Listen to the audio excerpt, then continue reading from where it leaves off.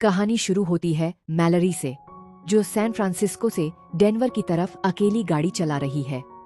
बस 2 हफ्ते बाद उसकी शादी थी अपने होने वाले पति ब्रैड से, और वो उसी की नीली फोर्ड ब्रोंको गाड़ी में बैठकर अपनी नई जिंदगी शुरू करने जा रही थी। लेकिन रास्ते में गाड़ी के अंदर उसे कुछ अजीब चीजें दिखती हैं, कुछ पुराने कार्ड्स, कुछ ऐसी चीजें जो उसे शक में डाल देती हैं। मैलरी परेशान हो जाती है और अपनी एंगेजमेंट रिंग निकालकर उसे देखने लगती है। साफ पता चलता है कि शादी को लेकर उसके मन में पहले से ही कुछ डाउट्स थे। तभी उसकी छोटी बहन एला का वीडियो कॉल आता है। इन दोनों के मम्मी पापा अब नहीं थे, इसीलिए दोनों बहनें एक दूसरे के बहुत करीब थीं। एला पूछती है कि मैलरी इतने सुनसान रास्ते पर क्यों जा रही है। मैलरी बहाना बना देती है कि जीपीएस ने यही रास्ता दिखाया, जबकि सच ये था कि उसे थोड़ा अकेला वक्त चाहिए था। कॉल करते ही ब्रैड का एक वॉइस मैसेज आता है।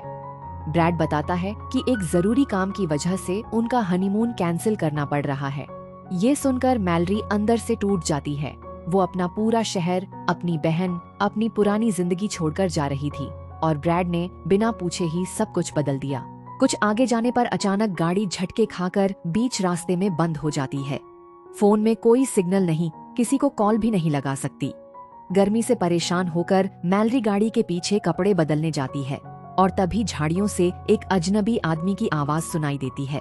वो आदमी अपना नाम बताता है, क्रिश्चियन। शांत सा, अच्छे तरीके से बात करने वाला। कहता है उसके पास फोन नहीं है, पर इंजन चेक कर सकता है। कुछ ही देर में गाड़ी स्टार्ट हो जाती है। मैलरी उसे पैसे देना चाहती है, लेकिन क्रिश्चियन मना कर देता है और पैदल आगे निकल जाता है। लेकिन मैलरी को उसे यूं अकेला छोड़ना ठीक नहीं लगता। वो गाड़ी वापस मोड़कर उसे हाईवे तक लिफ्ट देने का ऑफर देती है।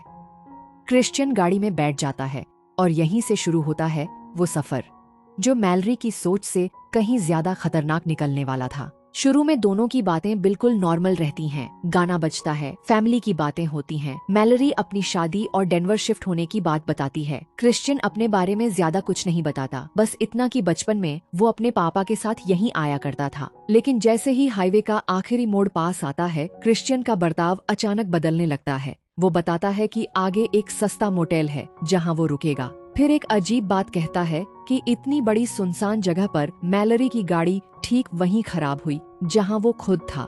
बार बार इसे किस्मत बताता रहता है। मैलरी इग्नोर करने की कोशिश करती है, पर अगले ही पल क्रिश्चियन उसके बारे में एक बहुत ही अजीब और गंदी बात कह देता है। गुस्से में मैलरी गाड़ी रोक देती है और उसे उतरने को कहती है। तभी क्रिश्चियन जेब से चाकू निकालकर उसकी तरफ कर देता है।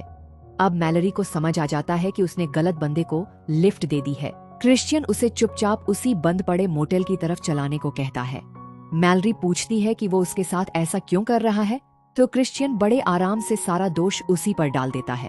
कहता है कि हर फैसला उसका अपना था, गाड़ी रोकना भी और लिफ्ट देना भी। पर मैलरी हार मानने वाली नहीं थी। उसकी नजर डैशबोर्ड पर जल रही सीट बेल्ट की वार्निंग लाइट पर जाती है। क्रिश्चियन ने बेल्ट पहनी ही नहीं थी।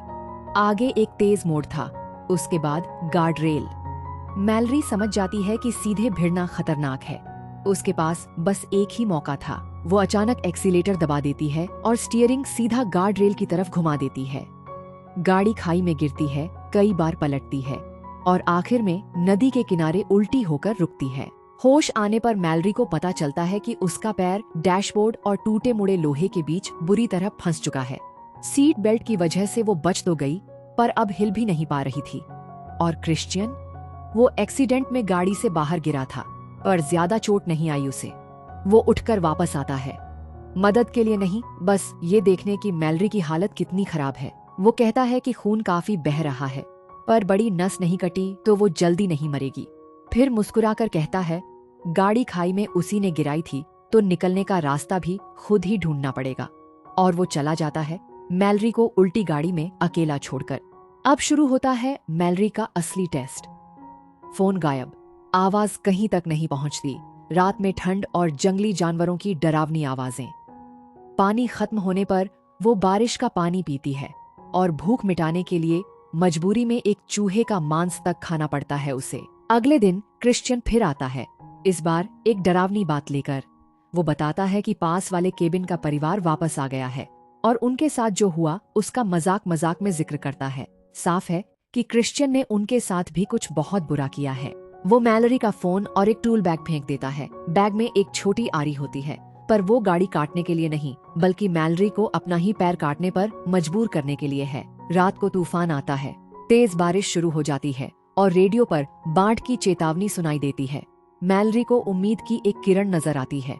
थोड़ी देर बाद क्रिश्चियन फिर लौटता है और मैलरी एक खतरनाक दांव खेलती है, मरने का नाटक करती है। जैसे ही क्रिश्चियन गाड़ी के पास झुकता है, मैलरी छिपाया हुआ चाकू निकालकर उस पर वार कर देती है। उसकी चाबी छीनकर कार का अलार्म ऑन कर देती है। शोर सुनकर एक पुलिस वाला वहां रुक जाता है, पर क्रिश्चियन बड़ी सफाई से खुद को मासूम राहगीर बताकर उसे केबिन की तरफ ले जाता है, मैलरी की चीखों को पूरी तरह इग्नोर करते हुए।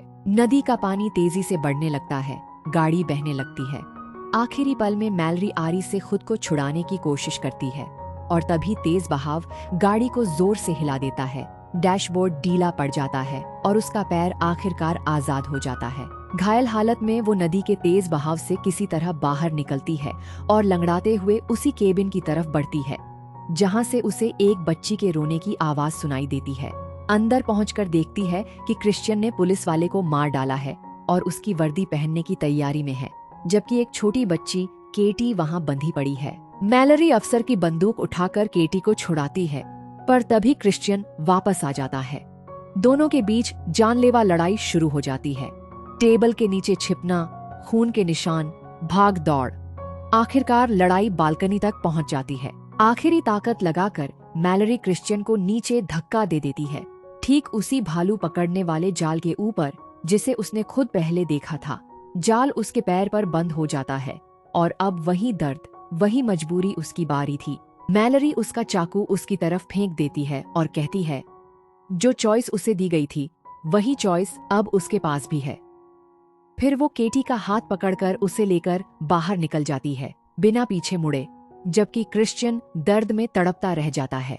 अगर आपको ये कहानी पसंद आई हो तो चैनल को सब्सक्राइब जरूर करें, वीडियो को लाइक करें और कमेंट में बताएं कि मैलरी की इस हिम्मत भरी जंग के बारे में आपकी क्या राय है। ऐसी और मजेदार कहानियों के लिए बेल आइकन दबाना मत भूलिएगा।